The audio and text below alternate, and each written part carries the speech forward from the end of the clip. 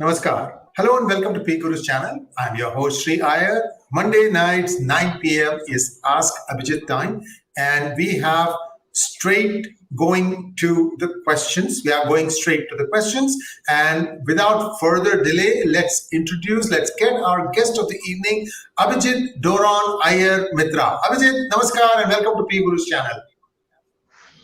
Greetings to one and all, and I'll hope you'll all join me in the prayer to the Blessed Virgin Mary. Ave Maria, gratia plena, Dominus tecum, benedicta tu in mulieribus, et benedictus ventris fructus tui in Iesus. Sancta Maria, Mater Dei, ora pro nobis peccatoribus, nunc et in hora mortis nostrae. Amen. In nomine Filii Spiritus Sancti. Amen. Peccatoribus absolvo te. I'm speechless. Abhijit, let's jump into the questions. I'll take you up on another day, but I'm going to go with questions right now. The first question, and these are from last week. You got me there. I thought you were going to say "Well, victory, well." How disappointed I am, but that's okay. Siddharth wants to know: education and healthcare should be socialist. Yes, no, maybe. Yes, they should be. They should be. See, this is one of the main things that, a state can and should be doing to eradicate the uneven ground of what the folks call privilege. And it's not just a question of eradication, it's just sheer investment in your people. You provide them with good healthcare, you provide them with good education. After that, they're responsible for what happens to them. Okay, now in America, you did not have good education, you did not have good healthcare. In certain other countries like Australia, Sweden, etc., you have excellent healthcare and you have excellent education. So, don't look at it as, I won't even call it socialism. It's sort of the basic minimum you provide. And after that, it's entirely up to the individual to see what they do with themselves. All right. The next question from Siddharth again. How can India solve its unemployment problem given the low level of education of people? Okay, so this is where you need to stop focusing on high tech. Remember, China didn't get off becoming high tech, no? So what you do is you do something very basic, which is you basically attract FDI. You have to make easy labor laws and easy land laws. You keep attracting FDI, get into manufacturing. Your taxes start increasing. Then slowly start increasing it in more and more education. You can't just turn away, say, toilet paper manufacturers or light bulb manufacturers. Remember, China became rich on the basis of manufacturing cheap plastic toys, toilet paper, light bulbs, tube lights, what have you. In India, we have this thing that if a light bulb manufacturer comes, he won't get a meeting anywhere. But if somebody like Tesla comes, you will get a meeting with the Prime Minister, with the President, with everyone. Even though he won't invest in you, you'll still get all of that. Plus, you don't have the kind of trained manpower to staff his factory. All right. So it's a question of apni auqat mein raho and know your own strengths and weaknesses. Mostly know your own weaknesses.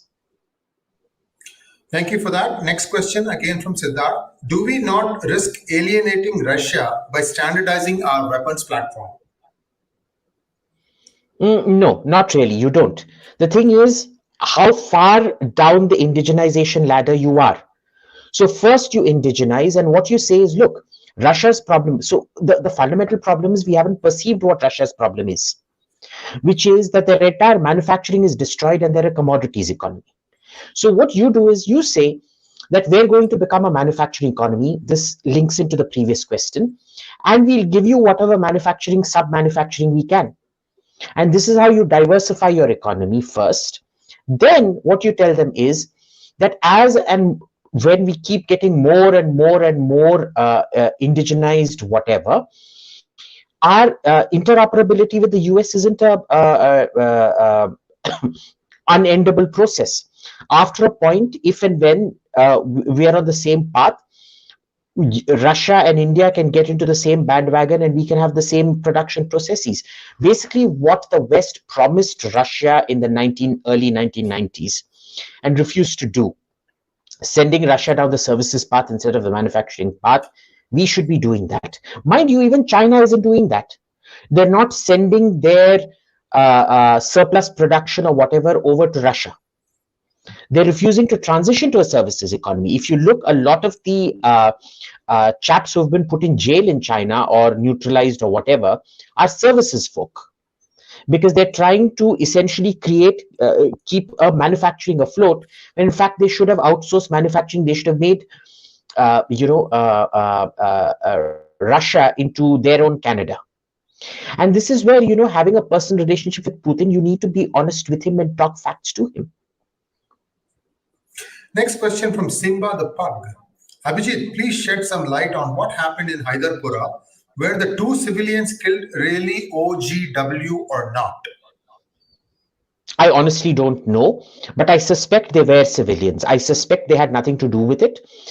Because, there is this culture. If you remember, every time I've talked about deconflicting Kashmir, which the government never followed up, they think, just passing an order saying 370 Gaya is the end of it. No. Deconfliction also requires you to rein in your armed forces and your military, where promotion is based on this whole encounter culture and how many terrorists you've killed. Could they have been terrorists? Absolutely. Yeah, they could have been. But could they equally have been civilians? Yeah. All right. I was thinking how to ask you a question that you perhaps may not know the answer to. I'm going to recite one line. Tell me what the next line is. Prabhu Sananatham. The hint is that it has to do with something that happened today. The next line. Repeat. Prabhu Sananatham. Jesus is the savior. Jesus is the savior. That's the next line. This is Sivashtakam. The second line is Prabhu Vishwanatham, which is where Prime Minister Modi was today. Anyway, Ram Gopal Bulusu, what is Apache equivalent in the Indian Air Force and who is building them? We have the Apache in the Indian Air Force.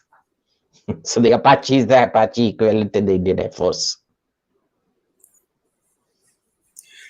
Arjun wants to know, should reservation policy be reformed with 10 categories within the 50%, like underrepresented, UC1, UC2, with groups with similar populations and backwardness together, and remove the stigma from SC to C and merge?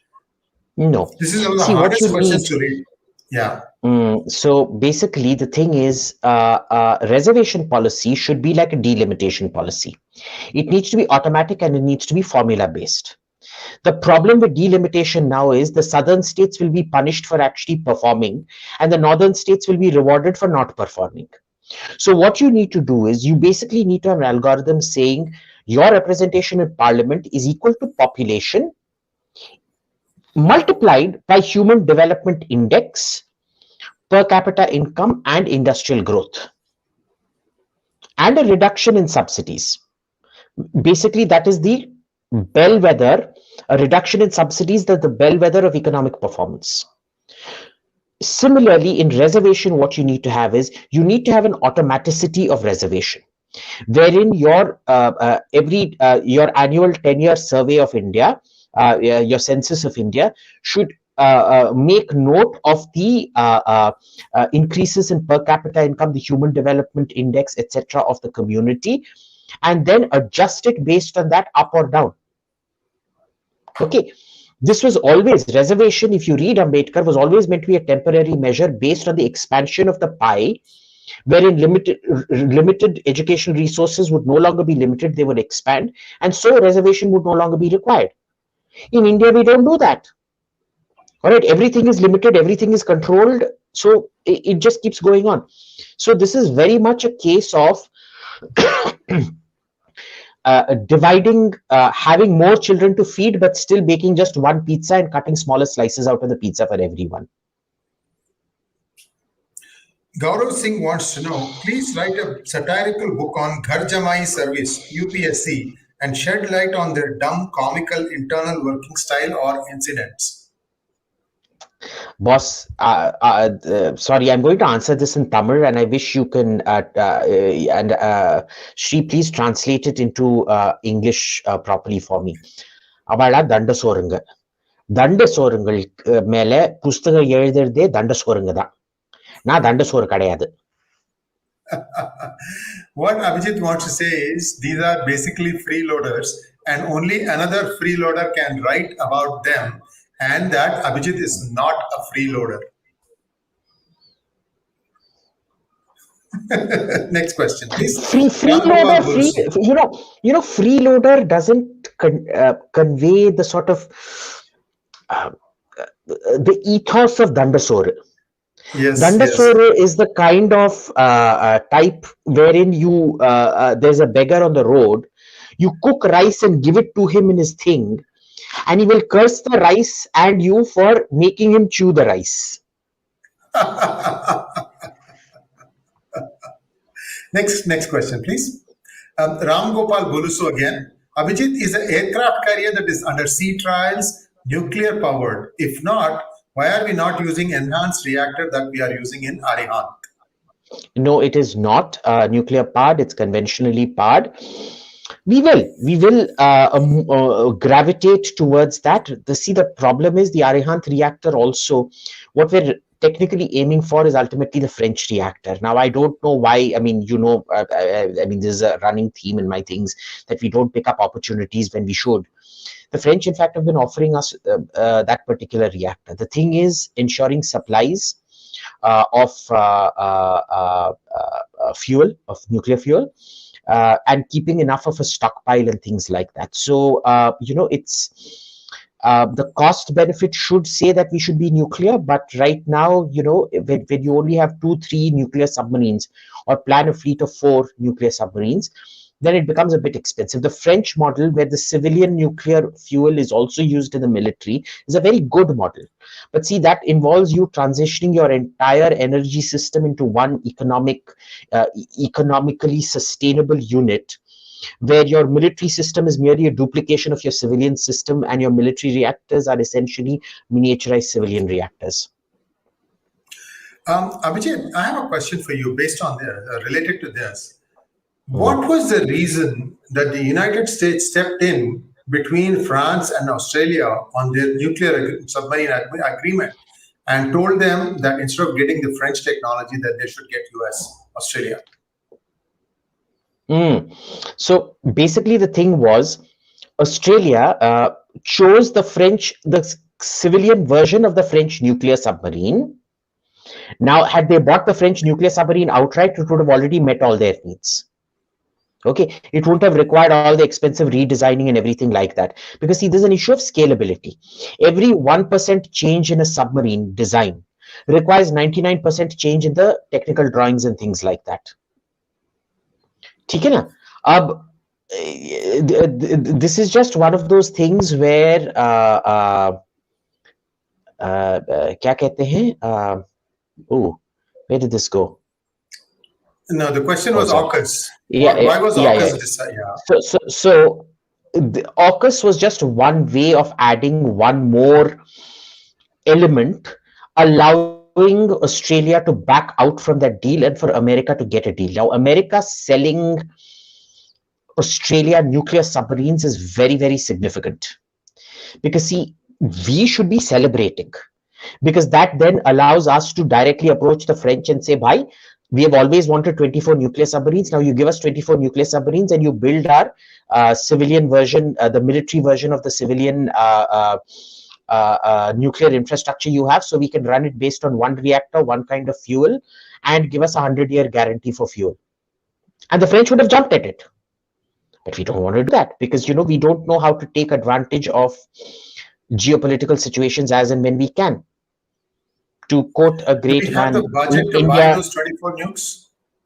Yeah, you do. You do. Compared to what you're doing right now, 6 submarines plus 6 submarines plus this plus that plus that. 3 different kinds of submarines that you're planning.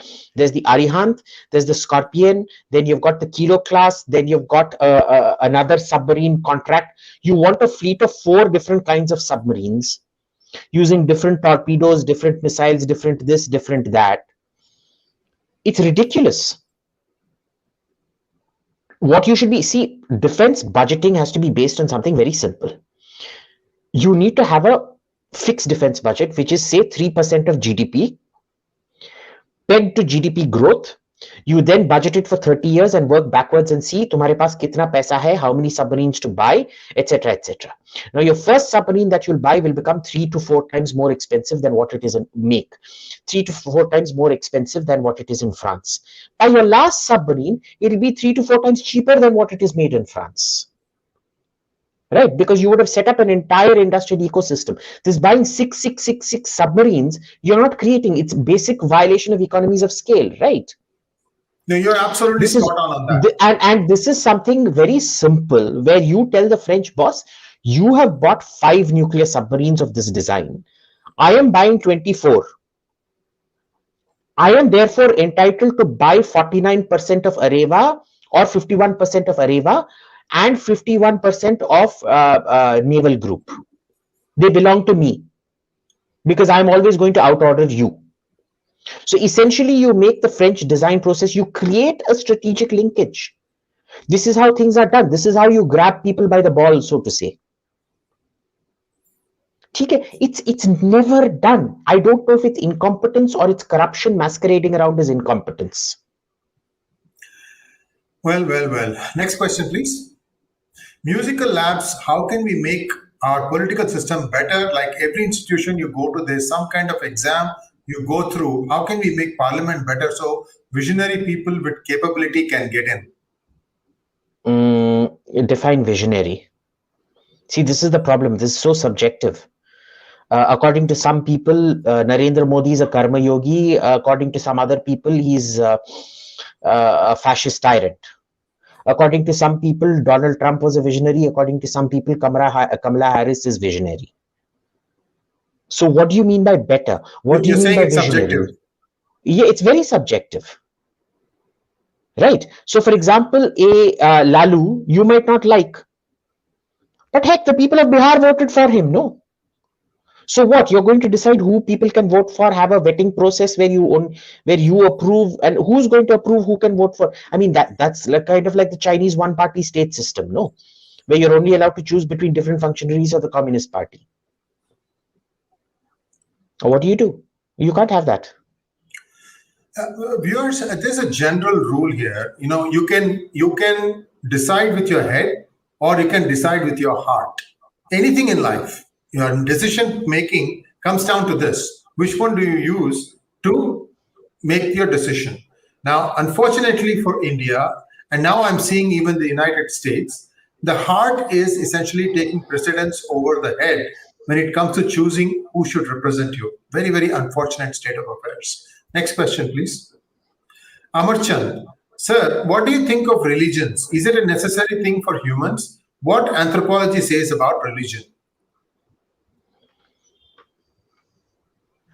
Yes. So, I'm like, was it Voltaire or Rousseau who said, if God didn't exist, man would have to invent him. So I don't believe in God, but I believe in religion. God is just a optional extra. Okay, religion is very important in maintaining social order. God is a accessory, really. It's like religion is the MacBook. God is kind of like the AirPods.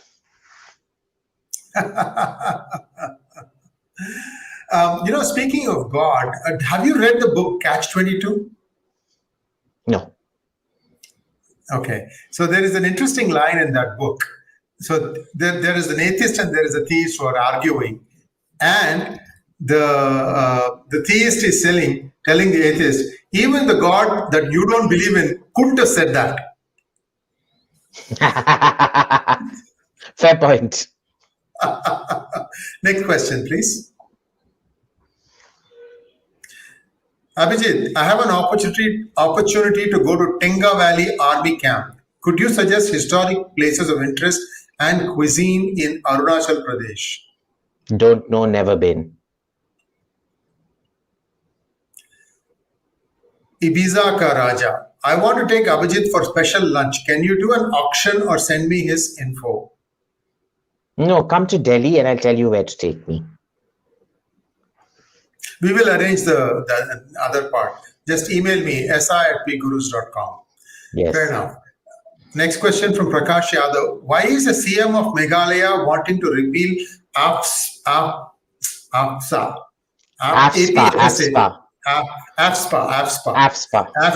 Yeah. Can you put that question up, please?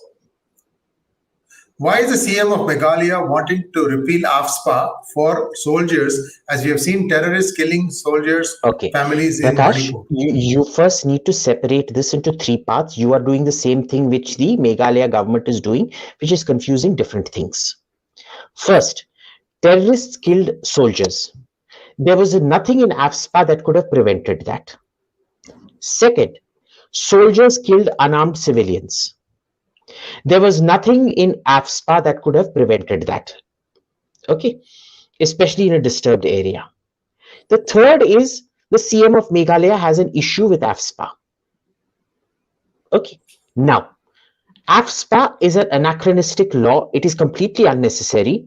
Okay, there are several powers that can be whittled down, the absolutely necessary powers that can be whittled down into other acts which you can give the military as and when required, which does not require AFSPA.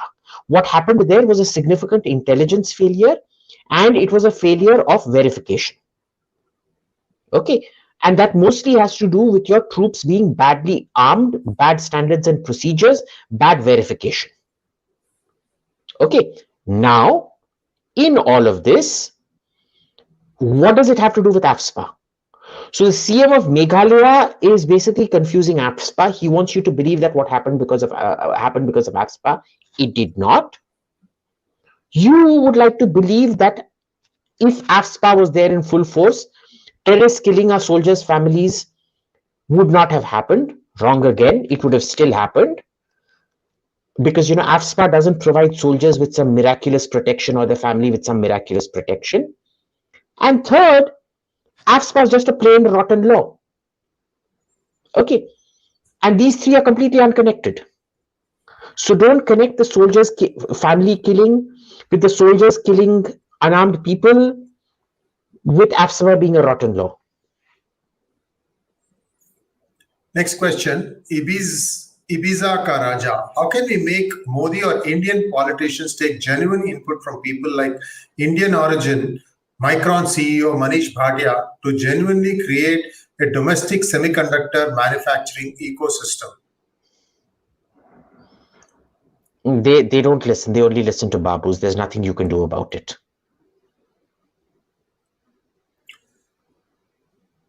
Would you recommend someone to move from Chicago to South Mumbai if money was not the issue? Life balance, luxury, etc. Whatever you do, no matter how bad Chicago gets, please do not move to South Bombay. Okay, move to a Republican state like Texas, maybe, into a good school district. The last thing you want to do is move to South Mumbai. Just don't. I have the exact opposite opinion. If you don't have to worry about money, move to India. You can always find a place where you can find the like-minded set of people that you would like to move with, and an unlimited amount of opportunities to do anything. Anyway, this is just my 2 cents. I love being in India. I'm not saying it just to be disagreeing with you. It's love being in India because you live in San Diego. See, I missed being in India. That's why I shifted back to India. San Jose, not San Diego. San Jose. San Jose. And that's why I moved back to India because I felt the same till I actually got back when real life actually catches up to you. Okay, well, so it's well, that was very unfortunate. People didn't see your humor, but let's move on. Yeah. Next question. Z wants to know: just as Hindus find halal food problematic, should the same thing apply for non-Hindus who have to buy a Vastu compliant apartment? Is that comparison fair? I didn't understand the comparison. If Hindus don't like halal food, you don't buy halal food. And if you don't want to buy a Vastu compliant apartment, don't buy it. Who's forcing you to? I'm reminded of a famous story where a certain general of Pakistan, who was also the prime minister, took a certain Brahmin to his house because his mother told him that this is his new house, that if a Brahmin visits your new house, then you'll be blessed for life. He got deposed a year later. Who was this Bad general? There was no karma, I general guess. who became. There was no general who became prime minister. Not prime minister, president, whatever, dictator. Okay. You guys know what it is. Come on, it's not that hard. You also know the Brahmin. So anyway, anonymously opinionated 100. Okay, is MBS Mohammed bin Salman being too radical with social reforms? Could he face a backlash in La Reza Shah, Najibullah, or KSA ripe for his moves? Yes, I suspect he's moving too fast. But remember, he has a much better grip on his security forces, and he has a much better. He's much more ruthless than Shah Pahlavi. So I suspect he might just get away with it. I suspect. Personally, I would feel he's moving too fast. Yeah. Next question, please. Nitin Vishwa. Abhijit, how was Mughal patterns of Persian language? Were they a vassal state of the Safavid dynasty? No, they were never a vassal. You had three Muslim gunpowder empires, the Ottomans, the Safavids, and the Mughals. And thankfully for us, the Safavids and the Ottomans were, and mind you, all three of them were Turkish dynasties. Turkic, not Turkish, Turkic. The Mughals were Turks, the Safavids were Turks, the Ottomans were Turks. And thankfully for us, the Safavids spent most of their time fighting the Ottomans, which is why they couldn't really do much to India. The same way, the Parthian and Achaemenid dynasties and the Sassanids spent most of their time fighting Rome. So it was constantly Rome versus Persia in some form or the other. So nothing much could happen. So, we should always be thankful to Persia, which acted as a buffer state. This is like saying, well, was the Achaemenid Empire a vassal state of Alexander, or was the Parthians and the Sassanids vassals of the Romans? Because, so no. Now, the Persian language has a completely different thing. The Persian language, the primacy of the Persian language comes from the Abbasid revolution.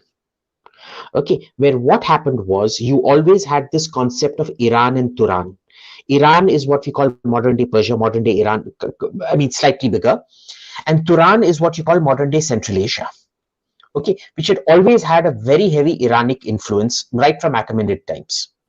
Now, what happens here is that you have the Turks making first contact. They become the first mercenary soldiers of the Abbasid revolution. Mind you, as long as it was the Umayyad Caliphate, the first Caliphate, it was, in the first post-Rashidun Caliphate, it was, Muhammad was just one more prophet from a whole set of religious beliefs that Muslims had. The closed canon of the Quran and things like that you see today comes only from the Abbasid revolution.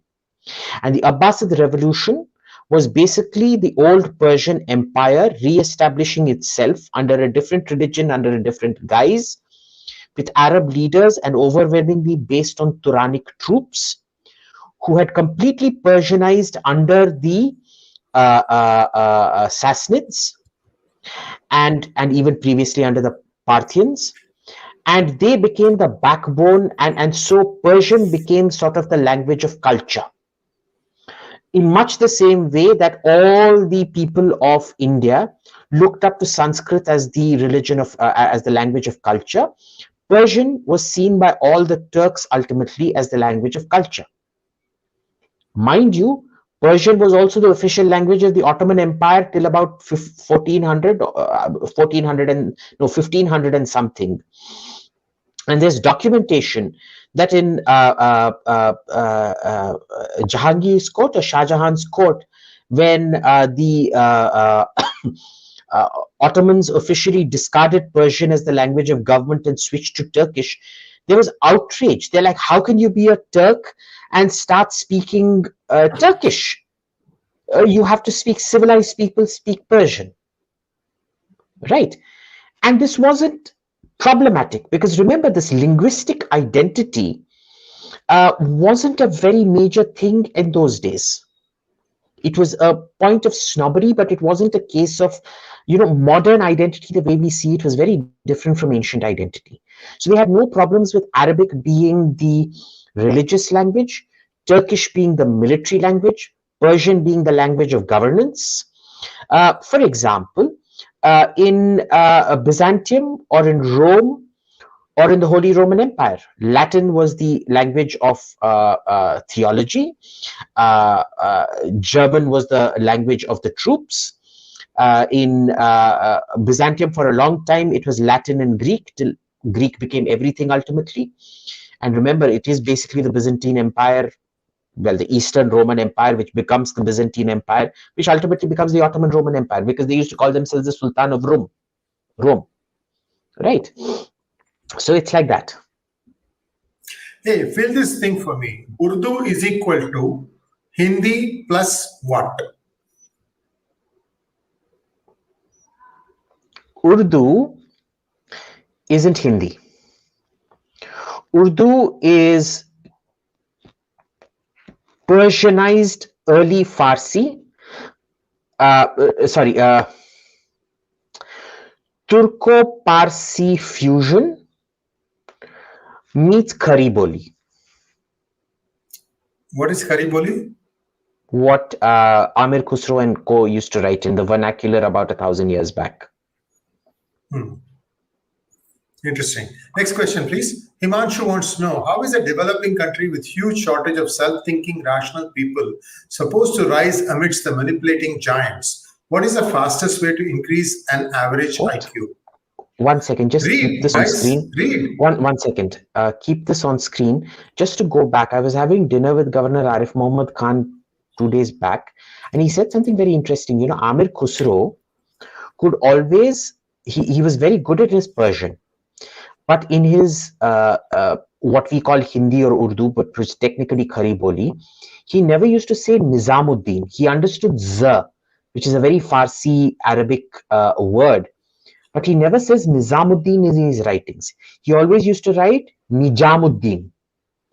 And that's a huge point of contention today, that you can't say ye kya hai, ye Nizamuddin nahi bol sakta, ye Nijamuddin bol raha hai. But I keep teasing Shazia Ilmi. You're not Shazia Ilmi, you're Sajia. Sajia ki sajis. You're not meant to say Shazia. You're not meant to say. It's meant to be Shazia and Sazish. It's not meant to be Sajia and Sajis. It's considered very low class. But that's exactly how Amir Khusro used to write. Right. So there's a lot of. If you look at modern day Urdu, it's a lot of affectation, and there's a lot more Farsi into it, which is all completely, artificial and contrived and added to it. Right. So original Urdu is quite different.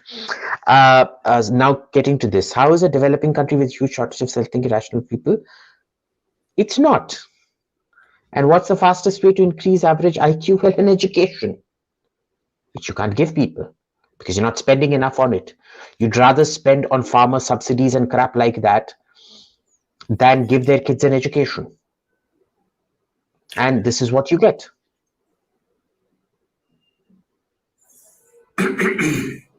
SN member, would you think the study of facial micro-expression psychology will have any scope in India? Of course. No.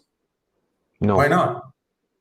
No, because we're not even in that. Look, to get into facial micro-expression study, how far do you have to be developed to get bulk? As a small forensic tool here and there, fine. But how much business are you going to get? Ultimately, facial micro expressions and things like that work into algorithms of facial recognition and things like that, which is where the real market is. You're not even at that stage. You're not even at the beginning stage of it. So where is the market for it? You're free to do it. You'll maybe get 1 or 2 clients a year. Going back to the Amir Khusro, a lot of the lyrics in Madan Mohan's ghazals, these were all Urdu. And man, I'm still struggling for the meaning of many of those things. Ghazal, if anyone can... Ghazal. No, it is Zan, Zar, Zameen. Okay. Ghazal. If anyone can... In Kharibali, it's Ghazal. Okay. If anyone can help me understand the line, Hum hai machaye kuchao, Bazar ki tarah. Bazar ki tarah is okay. That I understand. What does the first line mean? This is a song from Dastak, Madan Mohan's music. The other one is Rasme Ulfat ko nibhaye to nibhaye kaise. The second part I understand. Rasme Ulfat, what is the meaning of that? Thank you so much. Next question, please. Vic London wants to know, have you heard of Yeonmi Park, North Korean defector? What relationship do NK and India have? I have never heard of Yeonmi Park. I don't even know who he or she is. And what relationship to NK and India? Have very good relations, actually. They allowed the Indian ambassador to go survey North Korea at the height of the famine. And he was actually able to get a true picture of what happened when nobody else was. So, they trust. Even when I've been to North Korea, just because I was wearing kurta pajama and traveling on an Indian passport, they would allow me to walk around and talk to people without a chaperone or anything like that, which was never allowed for anybody else, including another Indian who was traveling with me, just because he on an Indian passport, but he had come from America because he was studying there. Okay. So, not that they know Indians. They'll be like, what are you? Like, most of them were like, what is India? Where is India? But the people, the interlocutors, the interpreters and watchers and minders, they know what India is, and they're like, you're Indian, you're fine, you're one of us kind of attitude, right? Chalta hai, jo karna hai karo kind of attitude. Institutionally, there's not much we can do because we provide them with a lot of food aid when required, and they know they can always come to us when required. And the West also recognizes that the India-North Korea relationship is probably a force for more good than the China-North Korea relationship. And the North Koreans have, unfortunately, they have a missile relationship, a missile and nuclear relationship with Pakistan, which we can do nothing about. But that's born out of necessity.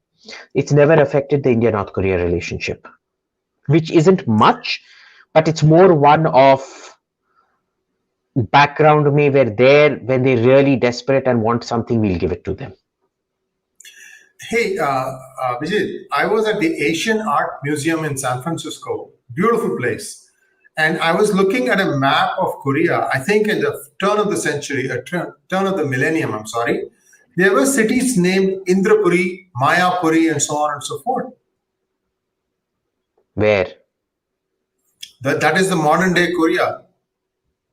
Did they? I never knew. Yeah. So I'm amazed. See, the thing was, there was only one map that had that, but around it was all other artifacts. So I couldn't establish the connect.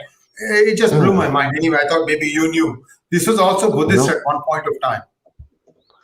Look, they would have used a lot of Sanskrit words because of the Buddhist, this thing. But they wouldn't have had...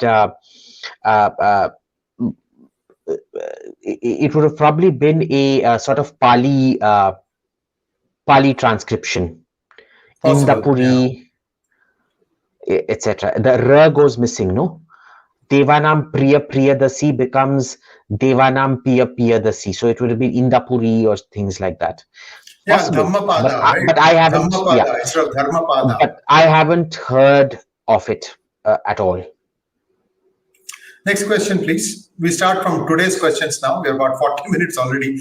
By the way, viewers, we are going to have only 20 more minutes, and we are going to have a hard stop at the end of 1 hour. But we will take up your questions the next week, whichever one that were not asked today. Sorry for that tongue twister. Sandeep wants to know, what is your take on Thoop Jihad? It's real. And the more you publicize it, the more other disaffected types decide to do it just to spite you. It's real. I mean, you've seen it, right? There's video evidence of it. Do you agree with Karju that Indian independence is because of US arm twisting Churchill in World War II to give up the British Empire? Yes. The Congress and Mohandas Karamchand have the least to do with Indian independence. Hitler and Roosevelt have the most to do with Indian independence. Next question, please. Aditya wants to know, why is the city planning system in Europe so much similar to the city planning system in the US and so contrastingly dissimilar in some other countries around Europe? I think American is later. There is nothing even remotely similar to city planning in Europe and the US, boss. Whatever gave you that impression? There is nothing remotely similar. They're philosophically, in every terms, they're completely different. Europe prioritizes public transport, America does not. America is entirely a road mobile economy. Europe is almost entirely a public transport economy. Okay, in America, you have the concept of suburbs. In Europe, it's almost non-existent. And even now, what suburbs you have, they are not as ecologically and infrastructurally as destructive and unsustainable as American cities are. There is absolutely no similarity. European cities, even the largest ones, are economically extremely sustainable. American cities simply are not sustainable. Especially this big suburbia thing. Can you please go back to the previous question? Yeah. And India, of course, doesn't have, after Harappa, I think we just generally lost how to plan cities. And our reflection of our mind. Our minds grew as confused as our cities did. But when you say around Europe, which ones? Because Moscow is kind of original Soviet planning, which is kind of, the ring roads around Moscow is based, the ring roads around Delhi were also based on that. So that is a completely different, that's actually quite a scientific plan, except in India, we haven't implemented it properly. In Russia, they knew how many stories to build, how much car park, because they were future looking. So even now, if you go back to 60s and 70s flats near the Moskva river outside the ring road, they're stunning. And you won't see the kind of parking and this and that problems that you see here.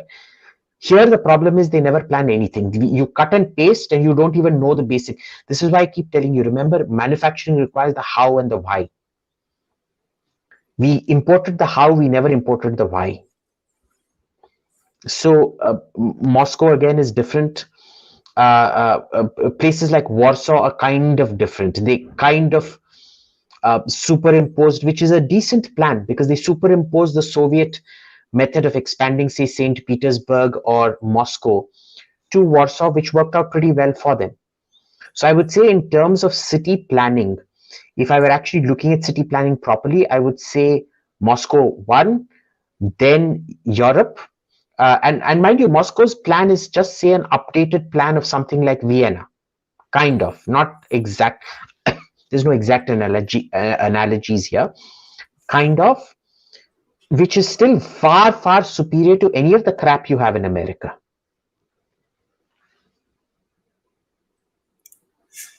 Speaking of Europe being, not having much, European cities not having much of suburbs, I am reminded of one trip of mine to Paris.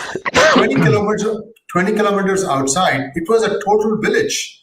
I mean, it had the village spire, there was a square, there was a church. I mean, it totally looked like a village. You had to, you could get a cab in and out, but if you didn't have that, you could be like in a World War II movie. It was amazing. Yeah, I mean, even Versailles, you go there, you take the train to Versailles, it's like a cute, charming little village, very posh, nice village, but a village.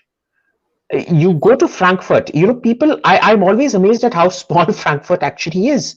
You go like 15-20 kilometers out, there's villages all around. You see it even when you're landing in Frankfurt, right? Vienna is different. Vienna has always been a megapolis for a very long time. But even there, you go about 40 kilometers out, you start getting villages.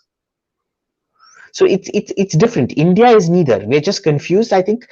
Uh, uh, uh, uh, but say cities like Tokyo, I would actually rate some Indian cities better than Tokyo because Tokyo is even worse planning.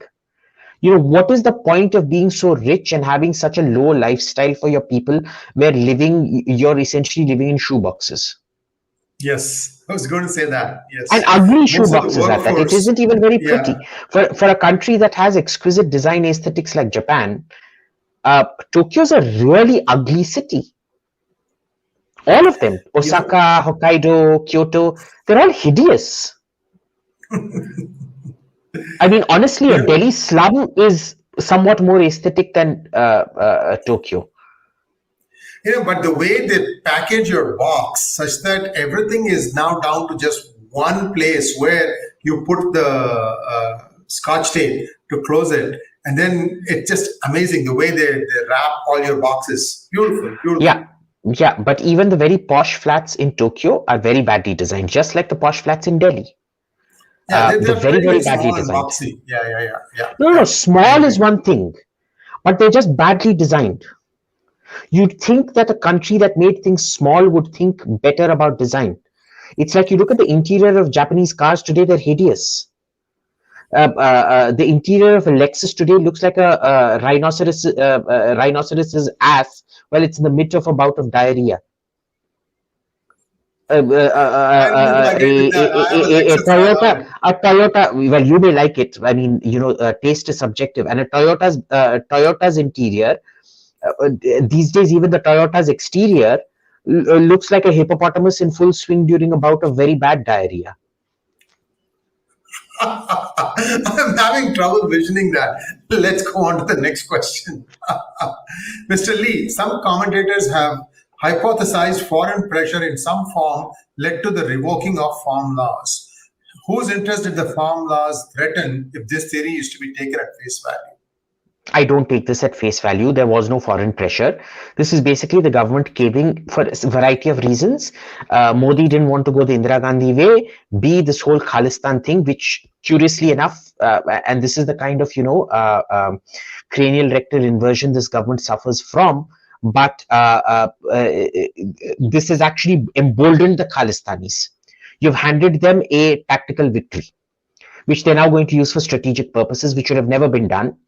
So it was mostly for the Khalistan thing, and the third was the electoral reasons, which again you've screwed up.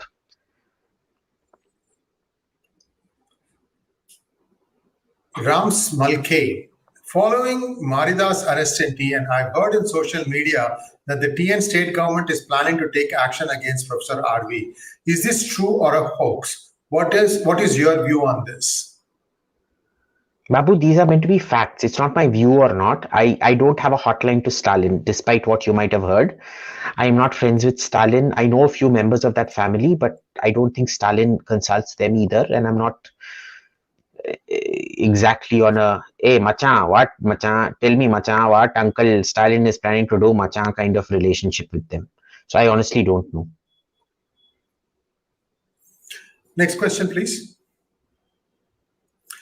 What actually happened in a think tank? What is your daily routine while you are still at ORF/or IPCS? Mostly it's people management. People management and event management. I used to land up early, so I could only do 1 hour of my own research, and all the rest of the time was failure management and event management. That's what happens in think tanks. If you're in a think tank in America, it's even worse. You do very little thinking. Mostly you do schmoozing and event management and brown nosing. Next question, please. Hardik Tunky, Hacker, Humphrey, or Bernard? Who is your favorite Yes Minister character? Humphrey, of course. Humphrey is my dad and my mom combined. I think I should have. When my dad was alive, I should have called him Humphrey, and I should continue to call my mom Appleby. With Chandy double E? Appleby. Chandy Appleby. Does the ship of government leak from the top? Yes, it does. Of course it does.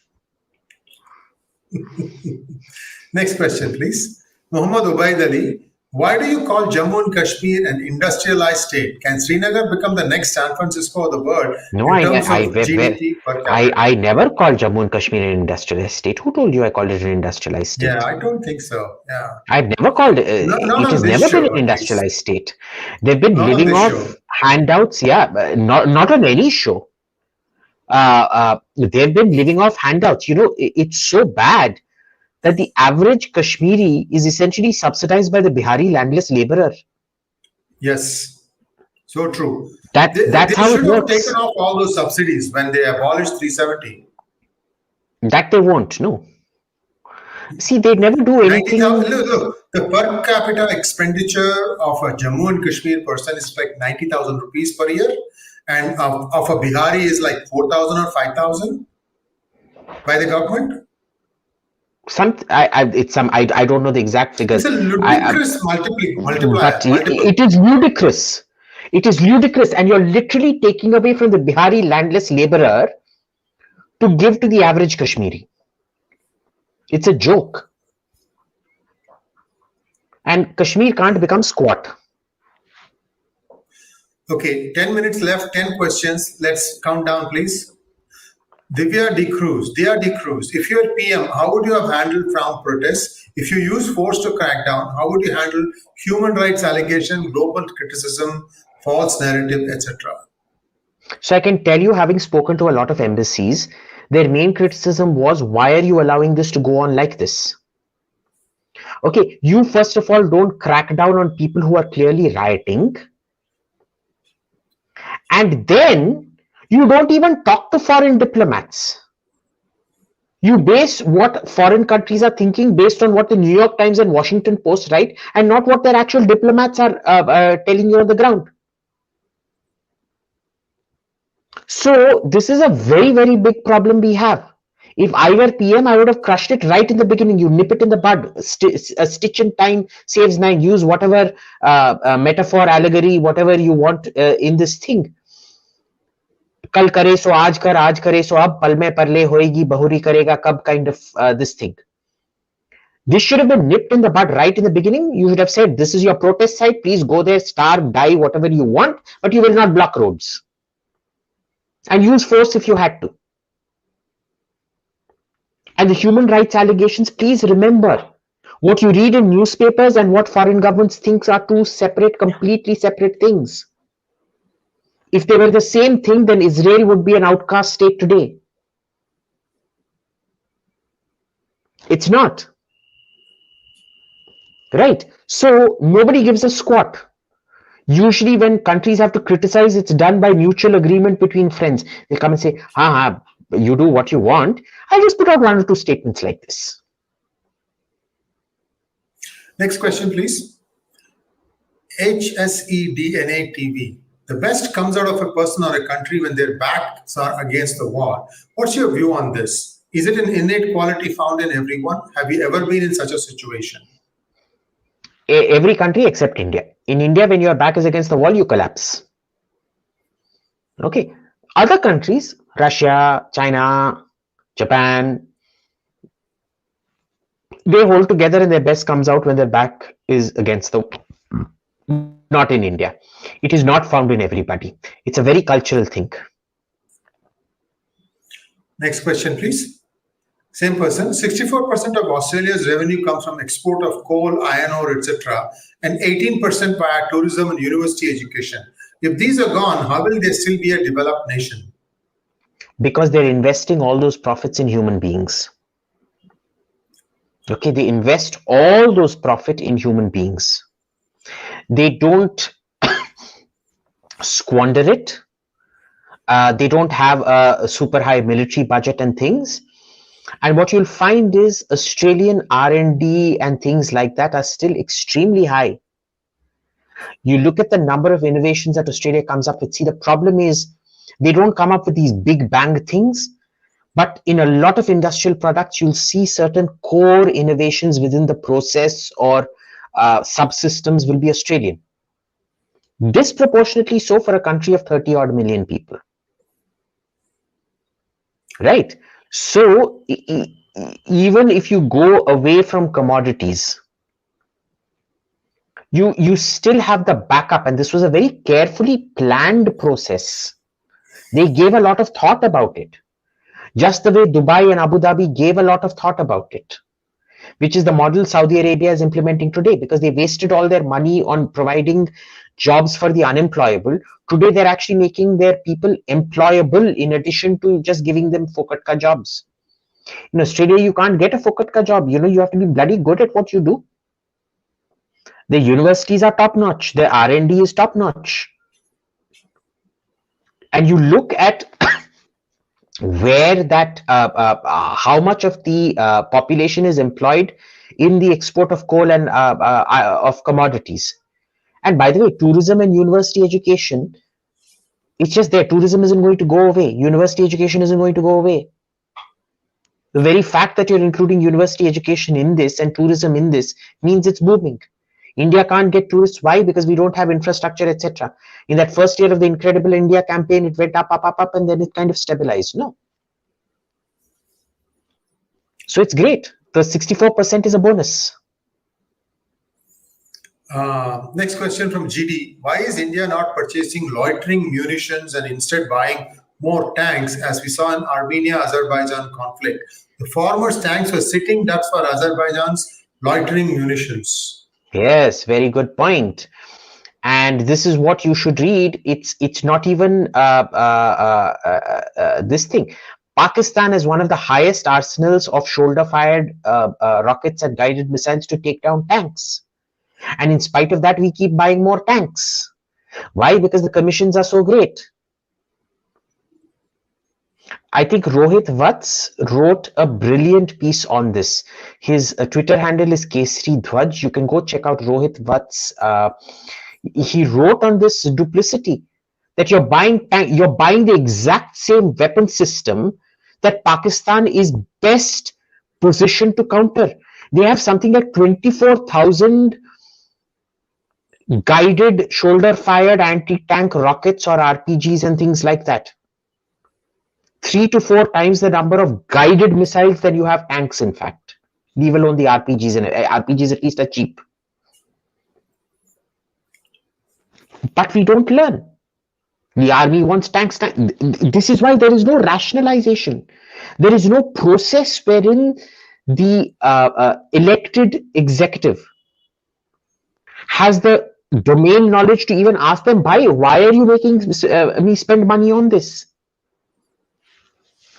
And who is asking them? Who's holding them to question? Even the Parliamentary Committee on Defense does nothing about this. They do some good work, but not as much as they should be. Mostly because, have you ever seen an MP who's interested in security? There are only maybe 1, 2. I can tell you Manish Tiwari is pretty good on security. Who else? Nobody else that I know of. He's the only one. Z Apple Stuff Z. This is the last question. That's it. What are your policy suggestions to tackle anti-vax, anti-COVID-19 vax movement in the US? Why should you want to tackle them? If you don't want to get vaxxed, you don't want to get vaxxed. You have taken your vax, na? So be happy with it. The whole point you're taking a vax is you get immunity, na? उसको immunity नहीं मिला, वो मर गया, तो तुम्हारा क्या लेना देना उससे? And there is a thing to be made that human history is the story of the survivors of pandemics, which actually made the human population much stronger. You mean survival of the fittest? Survival of the fittest. Now, you don't have to have millions of people dying just to test that theory. But what is your problem if somebody else doesn't want to take a vaccine, yaar?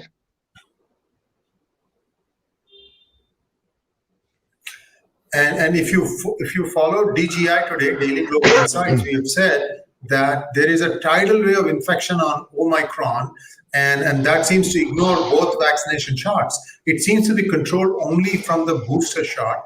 Not many people have taken the booster shot. So there's another impending wave coming up. And one last question, Abhijit. Okay, let's take that last question. Please, quick.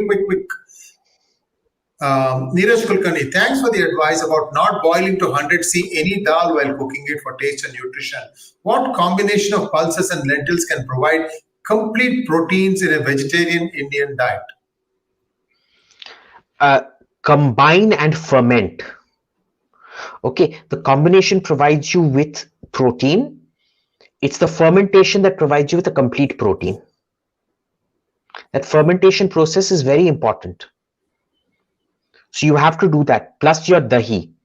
See, the whey and things like that. See, there's a reason you get whey protein, no? What is whey protein? It's that whey that you extract from dahi and things like that.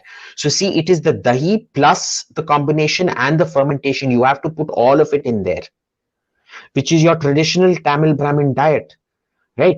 Dahi, including the water in the dahi and all of that as buttermilk or whatever you want to have it, plus the combination of lentils and this thing cooked and sometimes fermented like dosa and idli and things like that. You need all of those things to happen. Or kanji. So for example, kanji, you leave payasori, you add dahi and this thing to rice and leave it to ferment. It's fantastic for you. I don't like it, but it's fantastic for you. And with that, we will... One last question. Abhijit's favorite food? Tair sadam. Would you believe it? That's curd rice. Curd rice with Tamil style achar. I like two kinds of achar. My mom's mavadu achar, and she makes better mavadu. That's called vadu mango for all you North Indians. It's the whole baby mango.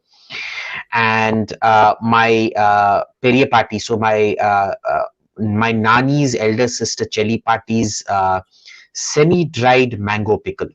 That was the best. All right, Abhijit, thank you very much and take care, and Vel Vetrivel. Vel Vetrivel.